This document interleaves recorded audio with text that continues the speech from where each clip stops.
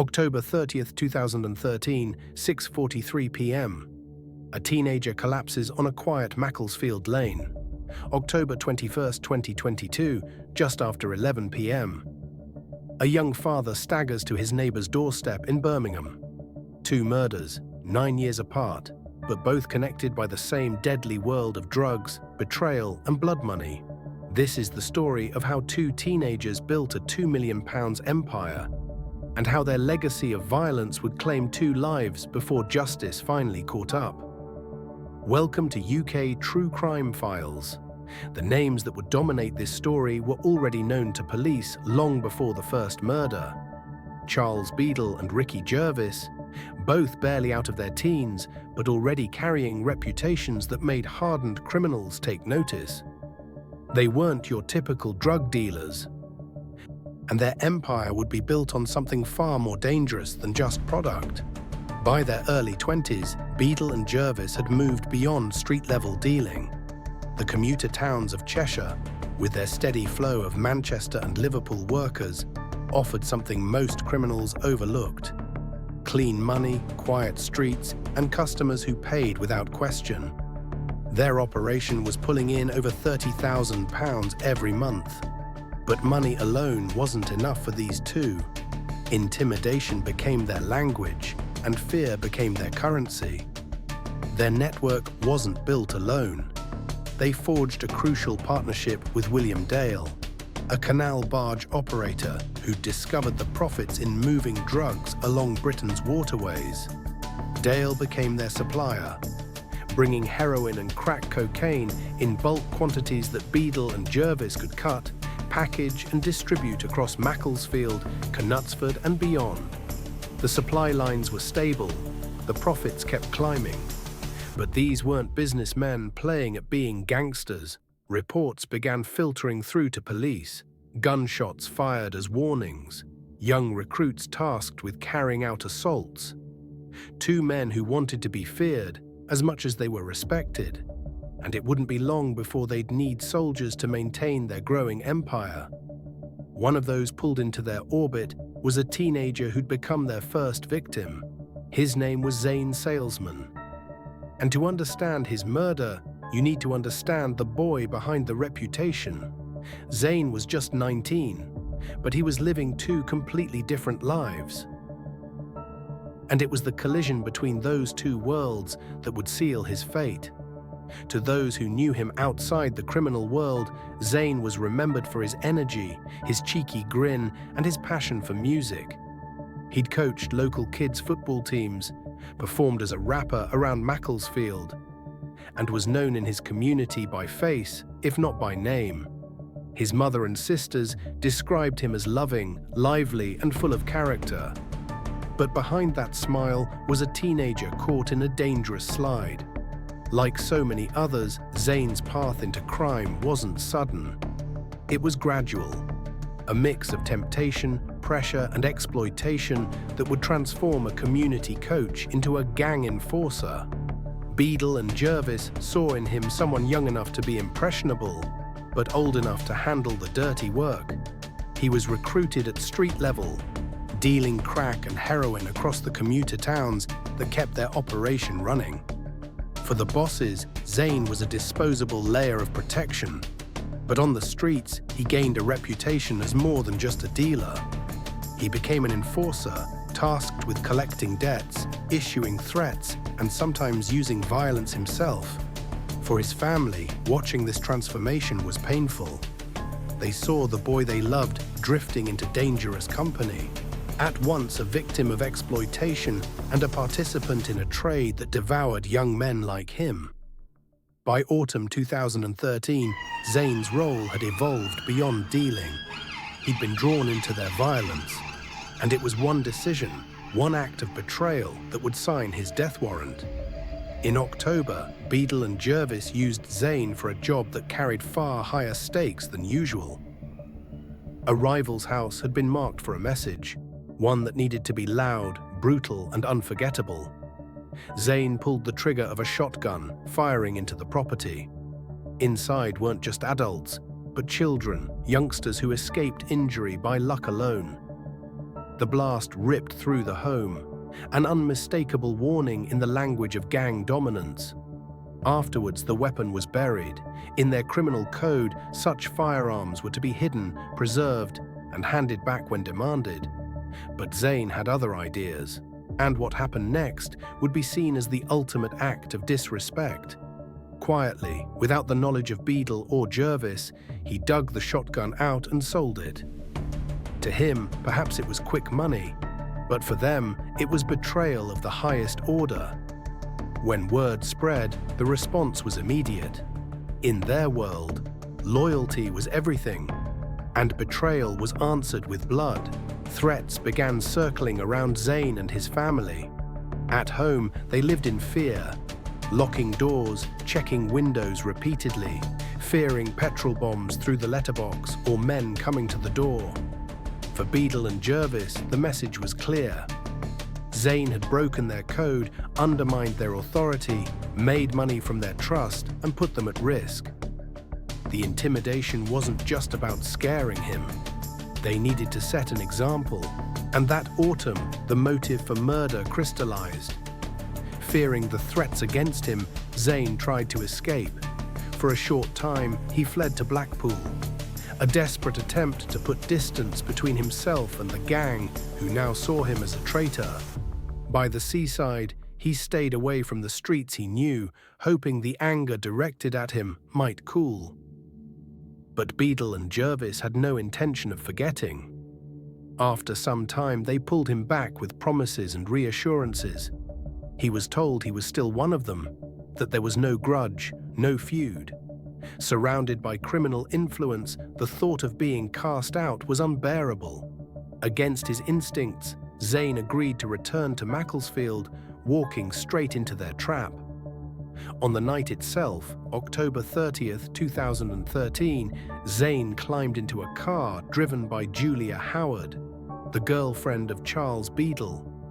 Officially, the story was that they were looking for the missing shotgun. Zane thought he was going to find it, to settle things and prove himself again. But there was no gun, and the trip was a trap from the very start. Howard sat behind the wheel, making the meeting look normal, as if it was just routine business. For Zane, that detail felt reassuring. Beadle's girlfriend was there. It seemed less dangerous, but the truth was different. The car left Macclesfield and drove towards Bullock's Lane, a quiet stretch edged with woodland. To anyone watching, it looked ordinary, a young man with friends. In reality, it was the stage chosen for his execution, and within minutes, Zane's salesman would be dead. They stopped, and Zane was led into the trees. Julia Howard remained behind the wheel, while Beadle and Jervis pressed him further about the missing gun. Tension simmered as words were exchanged. At the height of the confrontation, Charles Beadle pulled a knife. Without hesitation, he drove the blade into Zane's back. The wound was devastating, piercing deep, severing a major artery. Zane tried to get away. He stumbled forward, fought to stay on his feet, moving from the trees back onto the road, leaving a trail of blood behind him. Within seconds, his strength gave out, and he collapsed on the tarmac at 6:43 p.m. Passing motorists spotted him lying in the road. At first, they thought it was a hit and run. A young man sprawled across the lane, injured, no car in sight. Drivers pulled over, some rushing to help. But as they reached him, the scene told a different story. His injuries weren't from a crash, they were from a stabbing. Emergency services were called. Officers and paramedics reached the scene, with drivers who'd stopped standing nearby in shock. Zane was rushed to hospital, but he couldn't be saved. A post-mortem confirmed it was a single stab wound that killed him. The road was sealed by police, and the hunt began. Beadle and Jervis had already fled the scene. The knife was gone, discarded, and never found. But within hours, detectives knew they were dealing with a gangland execution. And the investigation that would bring them down was just beginning. Zane, salesman, murdered on Bullock's Lane by Charles Beadle. The killers fled, but detectives knew this was gangland execution. The hunt for justice was about to begin. What began as confusion on a dark lane soon became a methodical investigation. Piece by piece, detectives built their case. The first breakthrough came from Zane's phone. Detectives traced his recent calls and messages, and in the days before his death, there was frequent contact with both Beadle and Jervis. One exchange stood out. Zane had voiced his fear that he was being set up. Jervis replied with reassurance, convincing him it was safe. For the prosecution later, those words became crucial.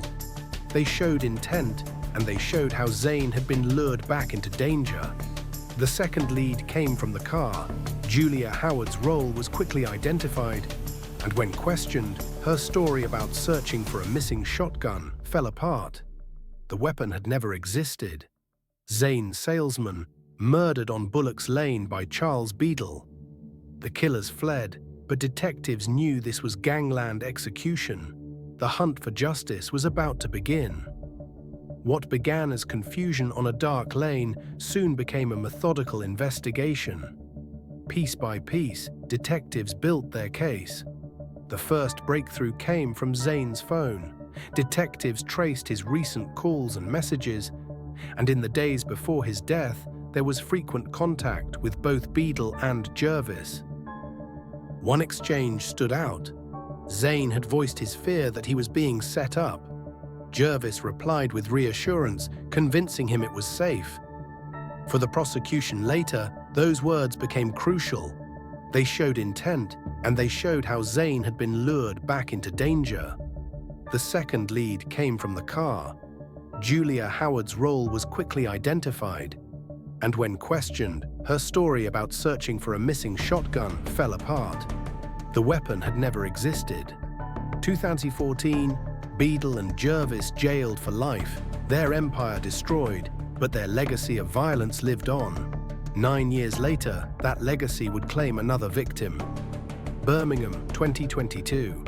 Jamie Bembo was 29 years old, a roofer by trade, known locally for his easy manner and the kind of presence that made people feel at ease.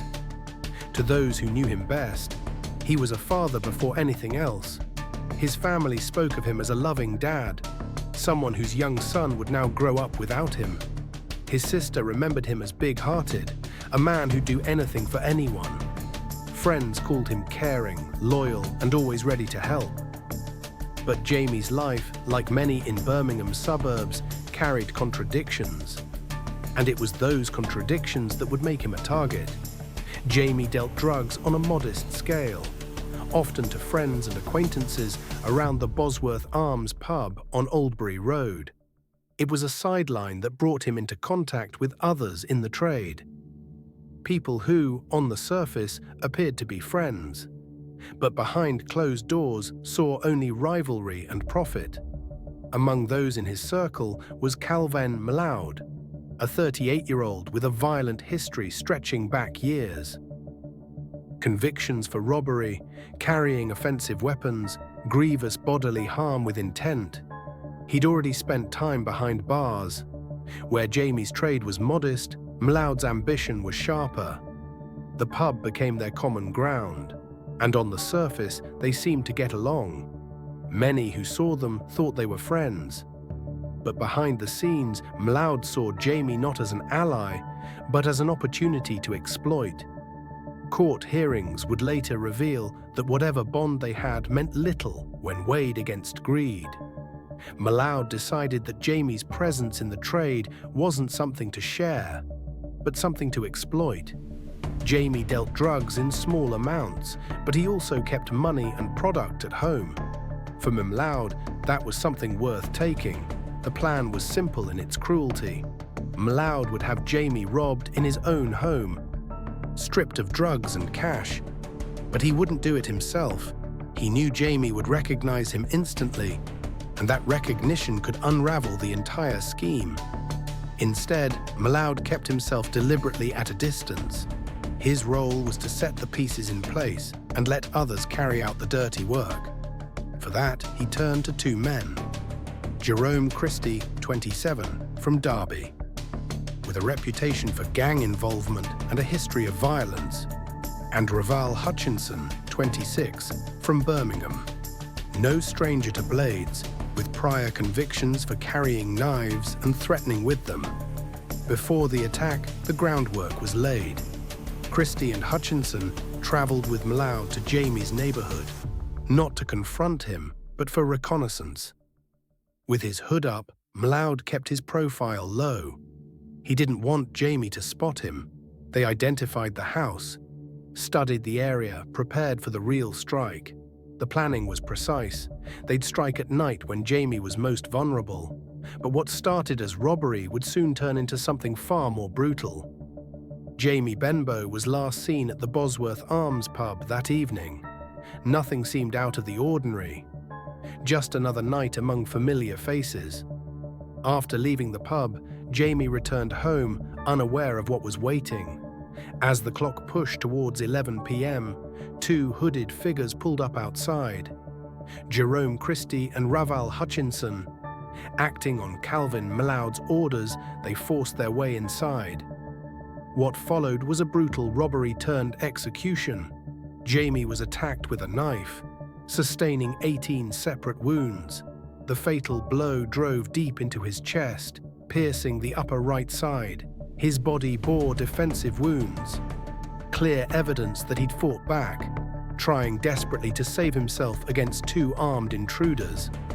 But bleeding heavily, Jamie staggered from his home. He tried to reach safety, collapsing on the doorstep of a neighbor's house. Despite frantic efforts by neighbors and paramedics, he was beyond saving. At just 29, Jamie died on his neighbor's doorstep. His killers stole money and drugs before fleeing the scene, leaving behind a community in shock and a family destroyed. But this time, the investigation would be swift, and justice would follow quickly behind. In the hours after Jamie's murder, Washington Drive was transformed into a crime scene. Forensic tents erected, officers securing evidence, detectives going door to door, speaking with neighbors who'd witnessed fragments of the brutal attack. The breakthrough came quickly. Just a short distance away in a nearby park, officers recovered a knife believed to have been used in the killing. Forensic analysis would later confirm it matched Jamie's injuries. But the real evidence lay in the digital trail, phone records that would expose the conspiracy behind the murder. Cell site analysis revealed a chain of communication between Calvin Mlaud and his two killers. Messages and call data placed Mlaud in contact with Christie and Hutchinson before and after the murder, painting him as the orchestrator who'd set the robbery in motion. Within days, police moved in. Calvin Mlaud was arrested and formally charged. Christie and Hutchinson were tracked down and taken into custody. By spring 2023, all three stood accused of murder. The case came before Birmingham Crown Court in June 2023. For 6 weeks, the jury heard the overwhelming evidence of betrayal and greed. When the verdicts were returned, all three were found guilty of murder. Judge Francis Laird Casey spoke of the ultimate betrayal. Friendship turned to murder for nothing more than profit. Calvin Mlaud, 38, received life imprisonment with a minimum of 26 years. Jerome Christie, 27, got life with a minimum of 28 years. Raval Hutchinson, 26, was sentenced to life with a minimum of 25 years. In the days after Jamie's murder, tributes flooded Washington Drive. Flowers, candles, handwritten notes. Friends wearing white t-shirts printed with "Justice for Jamie" and "Benbow 29 forever." Two young men, 9 years apart, both killed by those they thought they could trust. But in both cases, justice prevailed. The killers are behind bars, serving life sentences for their crimes. What do you think about these cases and the sentences handed down? Let us know your thoughts in the comments below. And if you found this breakdown informative, make sure to like the video, subscribe to UK True Crime Files, and turn on notifications so you don't miss our next investigation.